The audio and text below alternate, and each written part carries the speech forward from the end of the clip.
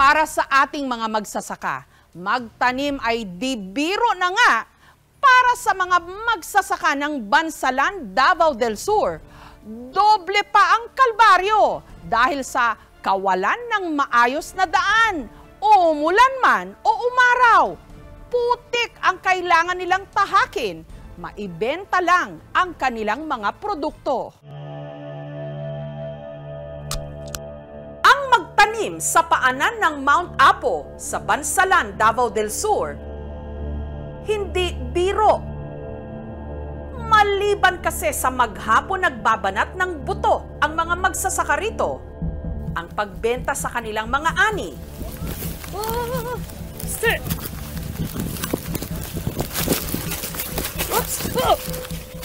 Isa pang kalbaryo. Ang nasa 3 kilometrong kalsada kasing ito na tanging daanan patungo sa bagsakan ng gulay sa bayan. Ganito ang sitwasyon.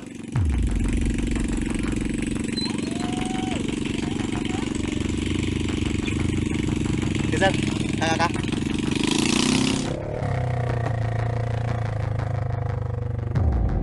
Matarik, lubak-lubak. May isa o, may karga. Nag-isip pa, wag may karga o. At tuwing umuulan, laging baha. Ay mo dalan. Dalan na, kanal pa. Ang mga motor kung saan nila kinakarga ang mga ani, halos mabalahaw na. Dalan na kanal, one min down, bangon. Yun ang pinakamahirap, yung araw-araw kumakarga ng stock habang umulan, bumagyo, saka bubaha. Pati ang mga alaga nilang kabayo. Bumibigay na, nagkakanda dulas-dulas. Tabangin ninyo! Ay, Diyos ko. Wala lang unta gipasubo, oy. Ganyan po talaga, parang sugal ang farmer. Sana po maganda na po ang daanan namin para hindi na po mahirap. Hanggang kailan pagdadaanan at malulubog ang ating mga kababayan sa ganitong mapuputik na daan? Tanawa kong dalan, oh. Sa bujog mo na loo yan yung dalan. Ang matarong dalan, yung gubon.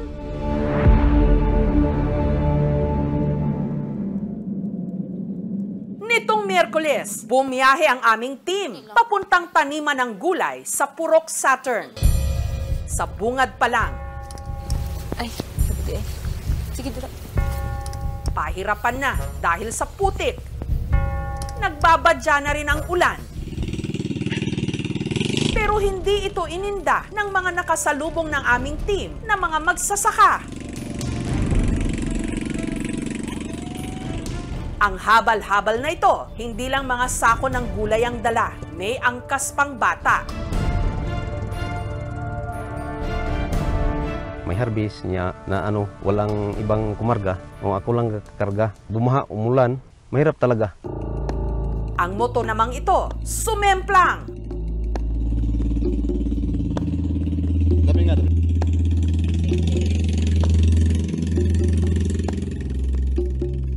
Pagdating nila sa tuktok, bumuhos ang malakas na ulan. Kaya na-stranded sila ng halos 2 oras. Nung tumila ang ulan, minabuti nilang bumaba na at ipagpabukas na lang ang coverage para na rin sa kaligtasan ng aming team. Pero hindi hamak na mas mahirap ang biyahe pababa. Ang isang miyembro ng aming team nadulas.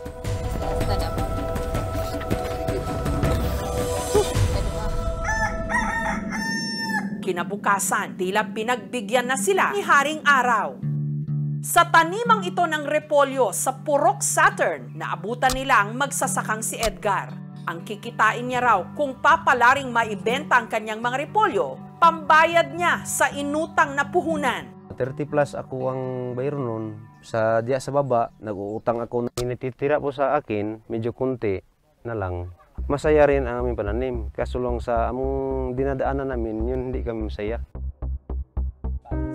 Nung nakaraang taon kasi, nalugi raw si Edgar nung naibenta lang niya ng 8 hanggang 11 pesos kada kilo ang dapat sanay 35 pesos kada kilo na repolyo. Mahirap talaga ang pananim habang bumababa ang presyo. Wala nang panggasto, utang din, pang financing. Sa kikitain niya rin daw nakasalalay ang pambayad sa hinuhulugang lupa at pang-araw-araw na gastos ng 8 niyang mga anak. Ang mga naaning repolyo na nasa 110 kilos lahat-lahat, isinakay niya sa kanyang habal-habal. Bakas ang hirap sa mukha ni Edgar. Lalo pat meron siyang hika. Minsan na kasi siyang isinugod sa ospital matapos atakihin ng hika pababa ng bundok. Ako lang mag-isa. Yung mga kasama ko, ayun na, sa taas. Akala ko, wala, hindi na ako buhay doon. At nagsimula na nga ang kanyang kalbaryo.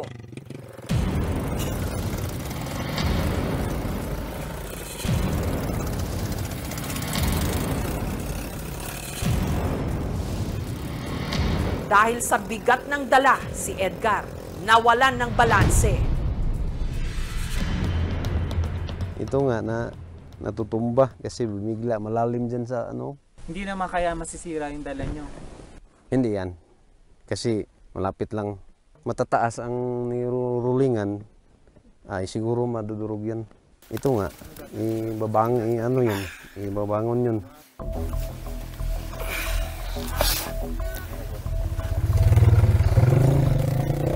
Pero kahit sumemplang, mapalad pa rin daw si Edgar ngayong araw. Hindi kasi umulan. Yun ang pinakamahirap. Yung araw-araw kumakarga ng stock habang umulan, bumagyo, saka bubaha. Halos 1 oras niyang binagtas ang daan.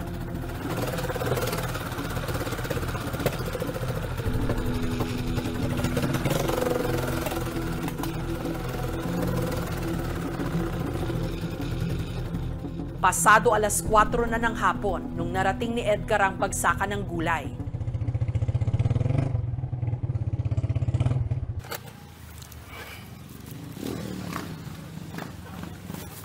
Dalawang sakong repolyo ko, maghahanap ako ng buyer. Maliliit na sa oras, mababa na ang presyo. Mamibinta ito, pero mababa na ang presyo. Ang 2 sakong repolyo ni Edgar, binibili ni Rose ng 2,105 pesos. Okay na siyang kilain kay Mga planters ngayon, swerte. Kasi ang yung gulay, mahal. Pero ang kinita niya, kulang na kulang pa rin daw. Kaya kailangan pa raw niyang sumideline sa paghahabal-habal. kung ani man god og ang akong pananginabuhi nga mga nanom lang dili makasurvive sa ako ang pamilya tungod kay daghan mi.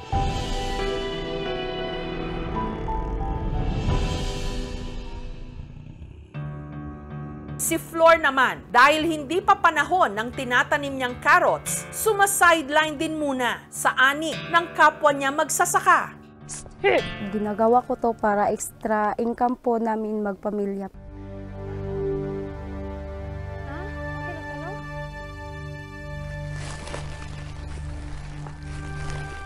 Pero dahil wala siyang habal-habal, ang mga repolyo, isasakay niya sa alaga niyang kabayo. 99 kilos lang po ang karga po. 50 pesos per sack po ang bayad.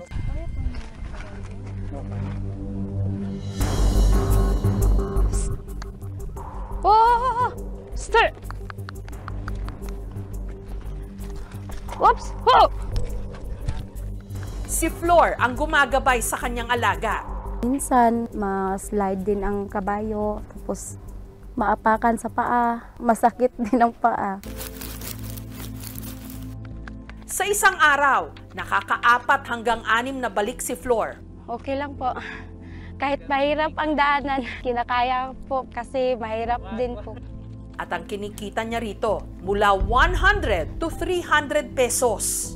Minsan, kulang. Minsan naman, tama lang po. Pag nakukulang po, nagugutom.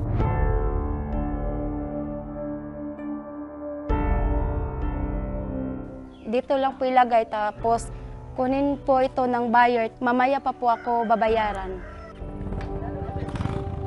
Ito ang ipinandadagdag daw niya sa ipon ng kanyang mister na si Luciano, pambayad sa inutang din nilang puhunan. Parang sugal ang farmer po kasi minsan mababa ang presyo sa gulay, minsan naman po mataas po. Gusto lang po namin makaipon kasi malaki ng mga anak, kailangan mag-aaral po kasi sila. Tapos wala na po kaming magpakukunan na lain na income. Kaya dalangin ni Flor, sana po maganda na po ang daanan namin para hindi na po mahirap ang mga magkaryada, ang mapalabas ang mga stock po namin.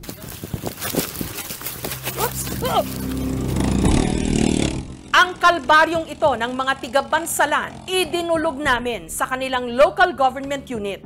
May mga plano na raw na paggawan ng kalsada ang lugar, pero hindi raw ito madali, lalo't ang kanilang lugar, protected area.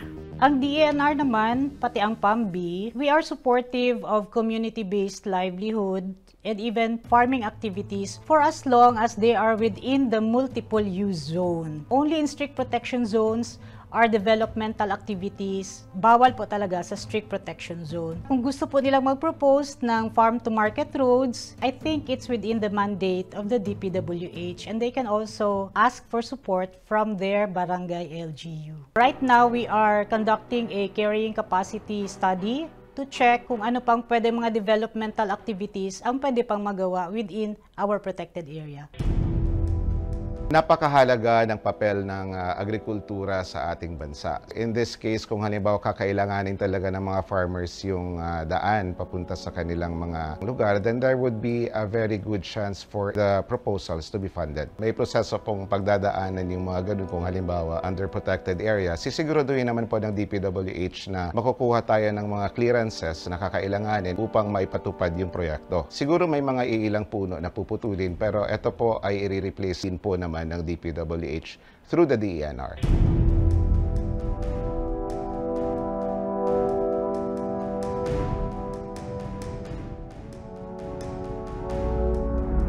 Delikado hindi lamang doon sa physical na kahirapan sa pag-transport ng kanilang mga goods. No? Lalahanin natin. Maraming mga magsasaka nasa kabundukan. 2/3 ng ating 30 million hectare land area ay nasa kabundukan. Sa farm-to-market road ng pamahalaan, ang kasalukuyang budget may 17 billion this year. Out of 5 trillion budget, kakarampot po yan. No farmer, no food, no future. Walang kinabukasan ng ating bansa pag hindi binigyan ng prioridad ang mga magsasaka. At ang farm-to-market road, isa sa napakahalagang sangkap ng pagpapaunlad ng kanilang kabuhayan. The call for the implementation of the project ay manggagaling mismo sa mga farmer group, mga kooperatiba at asosasyon at ng local government unit. The Department of Agriculture shall coordinate with the LGU residents and farmers in the implementation of the FMR projects. Open po ang Department of Agriculture 11 na magbigay ng mga appropriate at timely interventions katulad ng FMR. More than the farm-to-market road, we also have our Kadiwa ng Pangulo or Kadiwa Market Outlet na programa just to connect our farmers directly to the market. For 2020 to 2024, the Department of Agriculture Davao Region has allocated 3.68 billion pesos for the establishment of 215 farm-to-market roads. Manawagan po ako, yun nga ang hinihiling ko nga maging ma-highway ng dinadaanan namin. Kasi pati na yung mga kabataan, mahirap talaga paglalakad, lalo nang bumabaha. Sana matulungan nyo kami, no, parang maano yung mga daan namin para mabawas-bawasan yung mga expenses ng aming mga stock. Ang maayos na daan, malaking tulong upang makakuha ang mga magsasaka ng mas maganda sanang presyo sa kanilang mga ani. Hindi rin sana madaling masira ang kanilang mga produkto. Sana sa paghahatid namin ng kwento sa kalbaryong ito ng mga tiga-Bansalan, Ay, Diyos ko! magbigay daan para ang kanilang mga hinaing mapakinggan at maaksyonan. Una yung dalan nga kanal, 1 min down, bangon!